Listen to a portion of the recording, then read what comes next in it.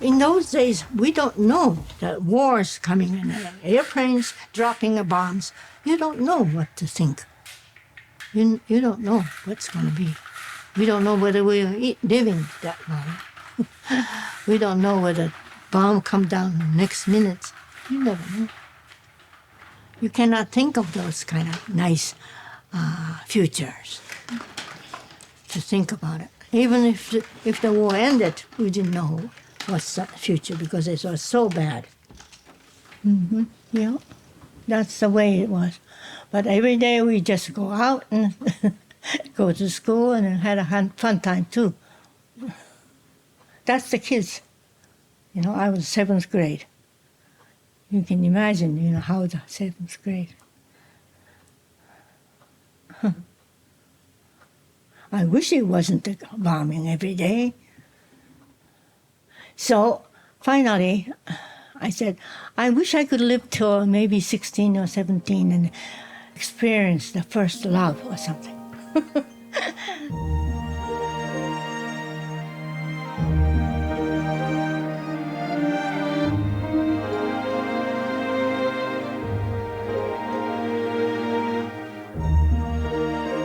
It's so interesting to see your elders as kids, to watch them grow up in front of your eyes.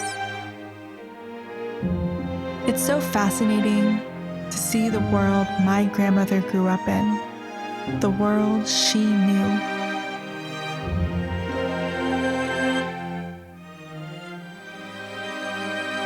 It's so incredible to watch these old family movies that survived to be almost a century old.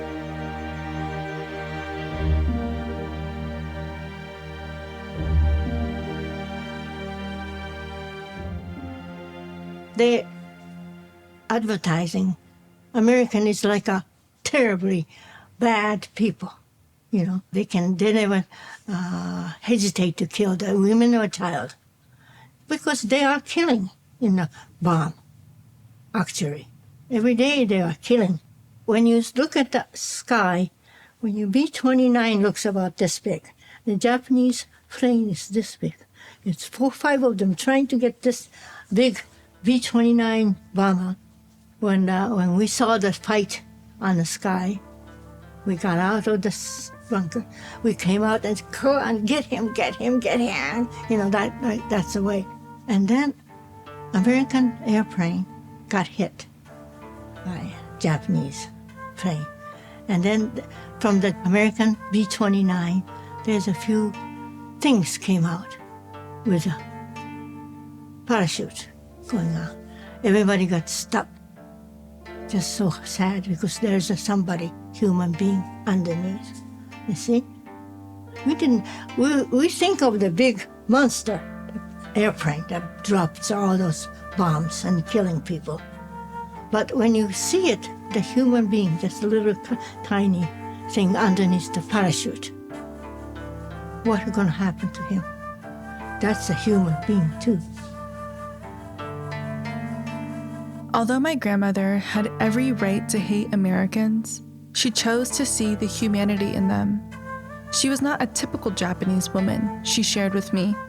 Unlike other families after the war, their family welcomed Americans into their home. Despite their language barriers, they bonded over vinyls and communicated through dancing jitterbug in the living room. This two American, first time they came to our house after the war. Because we were friendly with American, we invited them. So how did they do that? Some of them are very upset about that. Yeah. But we didn't care. My mother didn't care. My father didn't mind it. So.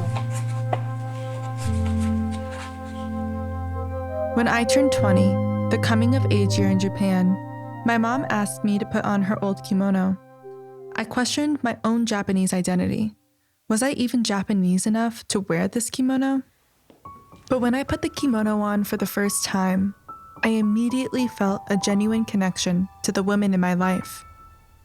I thought about how my mom felt when she wore this kimono at her wedding, merging her Japanese family with a white American family. I thought about my grandmother, who wore the same kimono on her wedding day, just a month before embarking on a journey to America.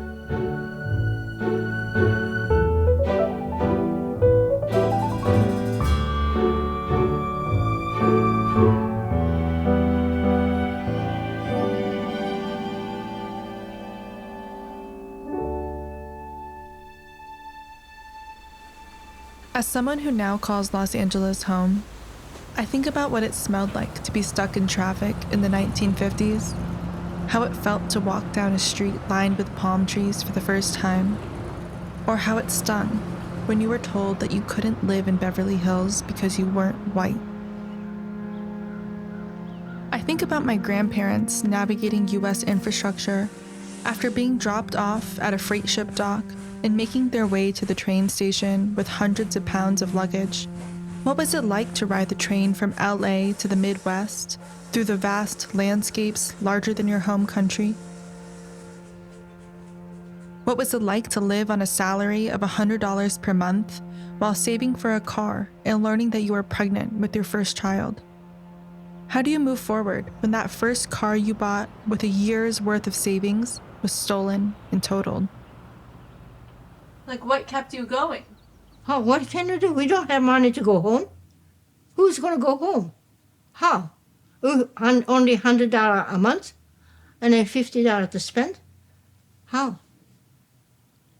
You have to live. I think it's war made it that way. Like, I don't like the war, but how do you do? What do you do? You have a life and then you have to live. What do you do? Just keep living, that's all.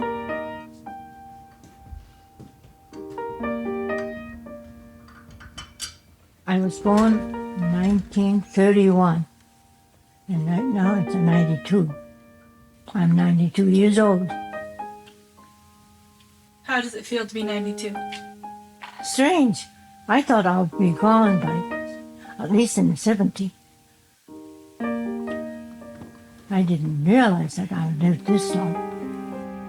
I only sat there and watching the garden changing colors. That's all. Of course, I'm glad that I'm not hurting anything, any place in my body.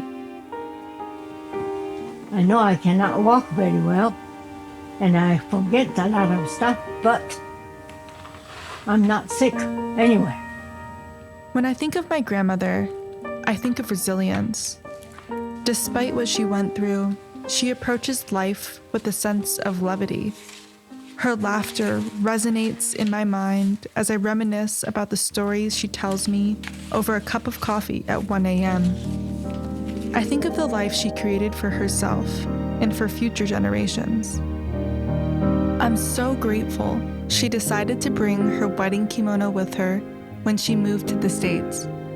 Now I have a piece of her always with me, connecting me to my Japanese heritage and to the strength of the women in my family.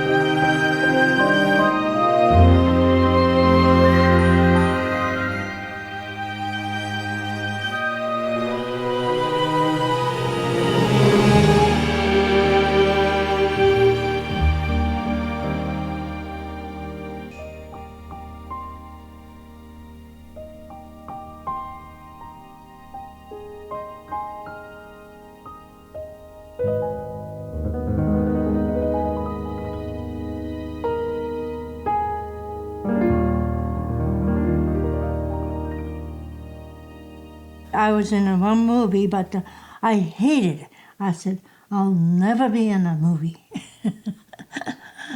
It's just waiting, it's waiting, it's waiting. so much to make a movie. Just one scene, whole day almost. And especially in a movie like that. Cameraman and soundman and lights here, light there. Even the sun is out. Where the sun is not right. That's what they said. It's terrible.